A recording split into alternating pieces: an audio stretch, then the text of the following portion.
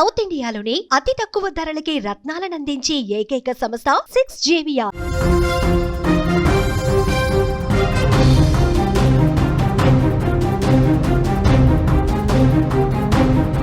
పంజాబ్ను భారీ వరదలు ముంచితే 37 సంవత్సరాల తర్వాత పంజాబ్కు ఈ స్థాయిలో వరదలు వచ్చాయి.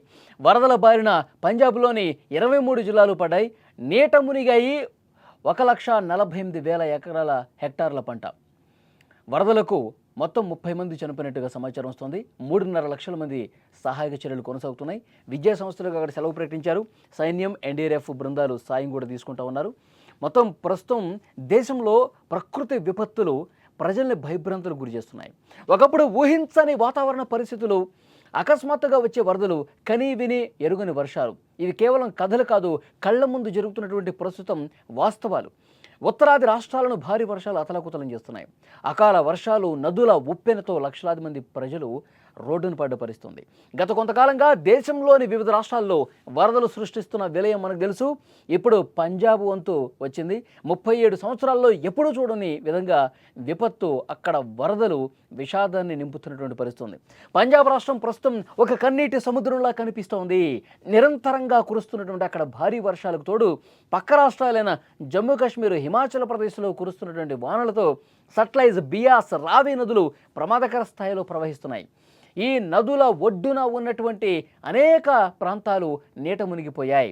గుర్దాస్పూర్, పఠాన్కోట్, కపూర్తలా, తారన్, ఫిజర్పూర్, హోషియార్పూర్, అమృత్సర్ జిల్లాల్లో అయితే పరిస్థితి చాలా దారుణంగా ఉంది. ఈ వరదలు 1,48,000 హెక్టార్ల వ్యవసాయ భూమిని ముంచెత్తినటువంటి పరిస్థితి ఉంది. మొత్తం కూడా బురదమయం కనిపిస్తోంది. అన్నీ కూడా నీటిలో కలిసిపోయినటువంటి పరిస్థితి. విజువల్స్ చూస్తుంటే మీకు అర్థమవుతుంది ఎలాంటి ఒక భయానకమైన పరిస్థితులు కనిపిస్తున్నాయో చాలా స్పష్టంగా మనం చూస్తున్నాం. ఇప్పటికే 30 మంది అమాయక ప్రజలు ప్రాణాలు కోల్పోయారు. వందలాదిగా పశువులు, జంతువులు నీటి ప్రవాహంలో కొట్టుకుపోయిన పరిస్థితి ఉంది.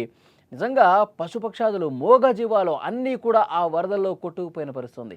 ఎందుకంటే అక్కడ నదులు ఉప్పొంగి ప్రవహిస్తున్నాయి. వాగులు, వంకులు అన్నీ కూడా పొంగి ప్రవహించి ఏ విధంగా పూర్తిగా జనావాసాల్లోకి వరద వచ్చేసింది మనం చూస్తున్నాం. అసలు కొన్ని వందల పశుపక్షాదులు అక్కడ వాటర్లో కొట్టుకుపోతున్నటువంటి దృశ్యాలు మనం చాలా స్పష్టంగా విజువల్ చూస్తే అర్థమవుతుంది. ఆ మూగజీవాలు చాలా వరకు ప్రాణాలు కోల్పోయినటువంటి పరిస్థితి. అత్యంత దయనీయమైనటువంటి సిచ్యువేషన్స్ పంజాబ్లోని చాలా ప్రాంతాల్లో కనిపిస్తున్నాయి. పంజాబ్లో సహాయక చర్యలు ప్రస్తుతం ముమ్మరంగా సాగుతున్నాయి. సైన్యం, ఎన్డీఆర్ఎఫ్, బీఎస్ఎఫ్ బృందాలు వరద బాధితులను కాపాడేందుకు రాత్రింబవళ్లు శ్రమిస్తున్నాయి. ముఖ్యంగా అక్కడ సీఎం భగవంత్ మాన్ స్వయంగా వరద ప్రభావిత ప్రాంతాలు సందర్శించి ప్రజలకు అండగా నిలిచారు. ఆమ్ ఆద్మీ పార్టీ కన్వీనర్ అరవింద్ కేజ్రీవాల్తో కలిసి మరొకసారి పర్యటించబోతున్నారు. ఆప్ నాయకుడు మనీష్ సిసోడియా కూడా ముంపు ప్రాంతాలు పరిశీలించారు. ఆప్ రాజ్యసభ ఎంపీ రాఘవ్ చద్దా సహాయక చర్యల కోసం 3,25,00,000 రూపాయలు ప్రకటించారు. సుమారు 3.5 లక్షల మంది బాధితులకు కేంద్ర రాష్ట్ర ప్రభుత్వాల ఆధ్వర్యంలో ఆహారం, వైద్యం అందించే పనులు శరవేగంగా జరుగుతున్నాయి. ఒక్కసారి మీరు విజువల్స్లో చూస్తుంటే అక్కడ సహాయ కార్యక్రమాలకు సంబంధించిన దృశ్యాలు మనం చూస్తున్నాం. అక్కడ వరద ప్రభావిత ప్రాంతాల్లో సహాయ కార్యక్రమాలు కొనసాగుతున్నాయి. అక్కడ సిబ్బందికి అక్కడ చాయిస్తున్నటువంటి దృశ్యం కూడా మనం చూస్తున్నాం. ఆ వీడియో వైరల్ కూడా అయింది. అక్కడ సహాయక సిబ్బంది వరద నీటిలో ఎంతో కష్టపడి అక్కడ ప్రజల్ని సురక్షిత ప్రాంతాలకు తరలిస్తున్నటువంటి ఆ సిబ్బందికి చాయిస్తూ వాళ్ళకి ఎంతో కొంత సేద తీరే విధంగా ప్రయత్నం జరుగుతోంది. మరోవైపు అక్కడ ఉన్న లోతట్టు ప్రాంతాలు, పంట పొలాలు అన్నీ కూడా మునిగిపోయిన పరిస్థితి. కట్టుబట్టలతో వాళ్ళు రోడ్ల మీదకి వచ్చారంటే ఏ విధంగా పట్టణాలు, గ్రామాలు అన్నీ కూడా మునిగిపోయాయో ఒక్కసారి మనం స్క్రీన్ మీద చూస్తే అర్థమవుతుంది. ఇప్పటి వరకు అధికారిక లెక్కల ప్రకారమే 30 మంది చనిపోయారు. కొన్ని వందల పశుపక్షాదులు వాటర్లో కలిసిపోయినటువంటి పరిస్థితి ఉంది. ఇక్కడ సామూహిక భోజన కార్యక్రమం జరుగుతుంది. వరద బాధితులకు వరుసగా ఆ విధంగా కింద కూర్చోబెట్టి భోజనం ఏ విధంగా పెడుతున్నారు మనం చూస్తున్నాం. అంటే అక్కడ ఆకలితో ఆమటిస్తున్నారు. పూర్తిగా ఇళ్ళు మునిగిపోయినాయి. నిత్యావసరాలన్నీ కూడా కొట్టుకుపోయినాయి. కట్టుబట్టలతో రోడ్డున పడ్డ వాళ్ళందరికీ కూడా అక్కడ సామూహిక భోజన కార్యక్రమం జరుగుతోంది. విజువల్స్లో చూస్తే మనకు అర్థమవుతుంది. కొన్ని వందల మంది రోడ్ల మీదకి ఏ విధంగా వచ్చారు. తమ ఇళ్ళన్నీ కూడా కొట్టుకుపోయి, తమ అవసరాలన్నీ కూడా కొట్టుకుపోయినటువంటి పరిస్థితి కనిపిస్తోంది. ఇంట్లో పెట్టుకున్నటువంటి అనేక వస్తువులు ఇల్లే కొట్టుకుపోతే సామాన్లన్నీ కూడా వాటర్ పూర్తిగా వాటర్లో కొట్టుకుపోయిన పరిస్థితుంది. తాము ప్రేమగా పెంచుకున్నటువంటి ఆ పశువులు కూడా ఈ విధంగా కొట్టుకుపోతున్నాయి వాటర్లో. అవి చూస్తుంటేనే కన్నీళ్ళు వస్తున్నాయి మనకి. ఆ మూగజీవాలు తమ ప్రాణాలను దక్కించుకోవడం కోసం పోరాడుతున్నటువంటి సిచ్యువేషన్ కనిపిస్తుంది. దాదాపు చాలా గ్రామాల్లో కూడా ఇదే సిచ్యువేషన్ కనిపిస్తుంది. సహాయ కార్యక్రమాలు జరుగుతున్నాయి కానీ ఇంకా సరిపోవట్లేదు. ఇంకా సహాయక సిబ్బంది పెంచాలని చెప్పి కోరుతా ఉన్నారు. చాలా గ్రామాల్లో కూడా పూర్తిగా అందరూ కూడా కట్టుబట్టలతో రోడ్డున పడ్డ పరిస్థితుంది.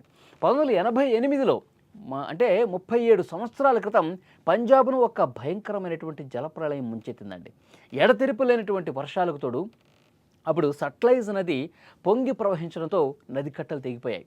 ఆనకట్టల నుంచి విడుదలైన నీరు వేలాది గ్రామాలు చుట్టుముట్టింది.